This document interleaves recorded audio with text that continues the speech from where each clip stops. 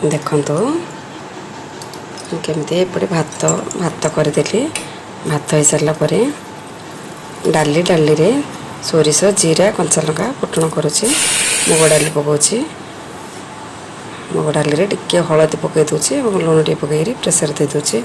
ଏପଟେ ଘାଣ୍ଟ ତରକାରୀରେ ଆଳୁ ବାଇଗଣ କାଙ୍କଡ଼ ପୋଟଳ ଚଣା ଯାଇ ଏବଂ ସୋୟାବିନ ବଢ଼ି ପକାଇକି ତରକାରୀ କରି ଘାଣ୍ଟ ତରକାରୀ ଡାଲି ବି ହେଇଗଲା। ଏପଟେ ତାପରେ ତେଲରେ ସୋରିଷ ଏବଂ ଚଣା ଯାଇ ମାଂସ ବଡ଼ି ପକାଇକି ଟିକେ ଭାଜି ଦେଉଛି। ତାପରେ ପାଣି ଦେଇ ଦେଉଛି।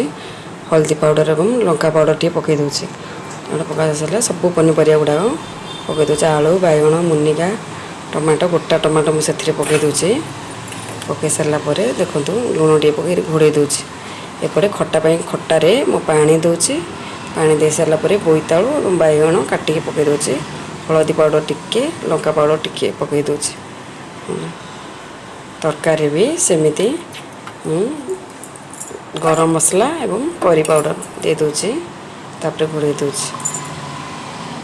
ଏପଟେ ଖଟାରେ ଗୁଡ଼ ପକାଇ ଦେଉଛି। ଗୁଡ଼ ଟିକେ ଚିନି ଟିକେ ପକାଇ ଦେଉଛି।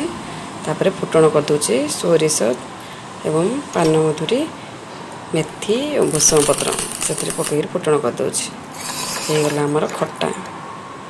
ଏପଟେ ଆମର ଶ୍ୱଶୁରଙ୍କ ମାସିକିଆ ବ୍ରାହ୍ମଣ ଭୋଜନ ଦିଆହେଉଛି। ଭାତ ଡାଲି ଖଟା ଏବଂ